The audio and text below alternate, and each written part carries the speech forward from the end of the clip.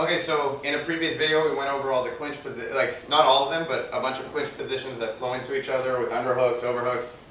I want to show something that you can do from any time you get tight to someone, anytime you're in a position of control. It's a really good stand-up tool. It's also really great on the ground. It's a guillotine, but I kind of have my own variation on the guillotine. So from any of these positions, I'll start off with the basic one, and then I'll show you how they apply it to any position literally that you can get to where you're in control.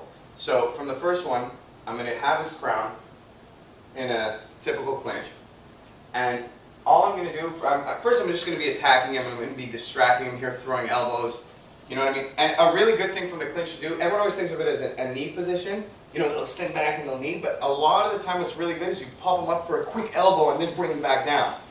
Or even pop them into your shoulder or your bicep. I can throw them right here, open my hands for a second, smack him back down. This smack on the back of the neck disorients him, and I'm smacking him into my bicep. I pop him up next time I throw an elbow, and I hit him back here. So I'm popping him headbutt, so I can use it like that too. I want to get him a little disoriented before I do this, and I kind of want him defensive. So what I'm going to do is, after a couple times of controlling him here, whipping him around, I'm going to extend and try to figure out the right angle to show it, but I'll do it from this angle first. I extend him so here there's space, and I drive out to here, and now look, he has an open line where I'm throwing him. So I'm basically just turning him this way. I'm throwing him across this open space. If I try and do this with him here, I'll throw him into my body. So I'm throwing him here. Now this hand is literally like a snake shooting right over and around. I don't want him to see my hand. So from here, I posture, I hit him a couple times, and I drive and I open up the space. I come here and it's already around his neck. So even if he's trying to grab with his arm, he doesn't see it, it's too late. This hand here is pushing on his shoulder, and actually, maybe we should move back, it's blocking that entire area. So this hand can't come into play to defend.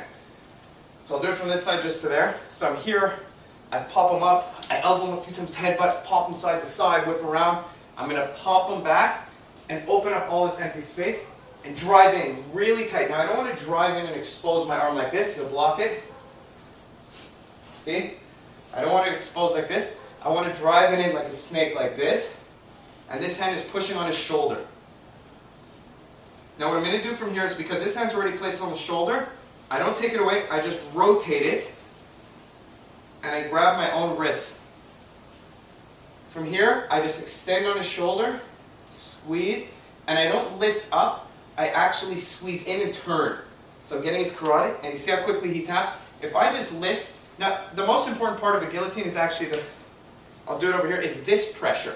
It's the pressure on this part of his, if I'm choking him on this side, it's the pressure on this side of his body that's actually the most important. Because this is what kind of, if I'm loose here like this, he's not going to feel a choke. There's no choke here.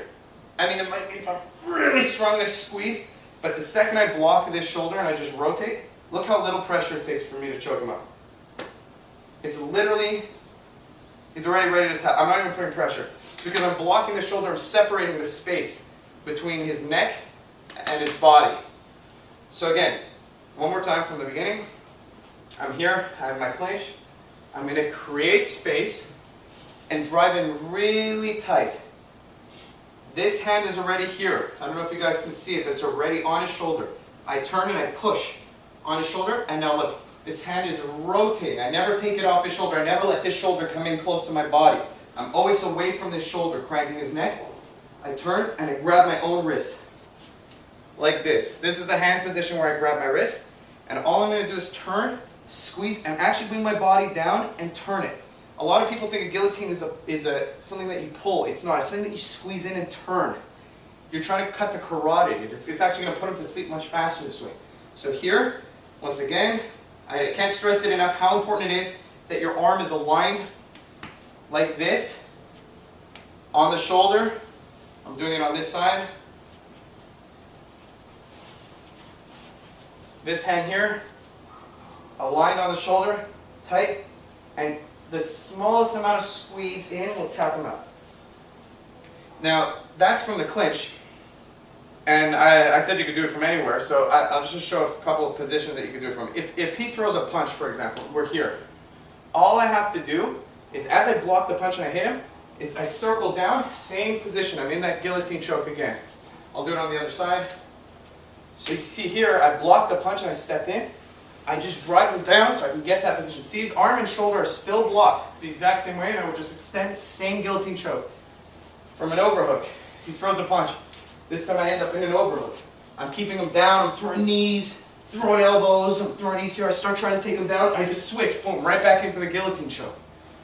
I extend away, same thing with the shoulder. From an underhook. So I get here, I get an underhook now. Same position. All I have to do is, sorry, I just want to turn these like this, your head. All I have to do is just drive in again. Extend away from the shoulder, same exact choke. Just like that.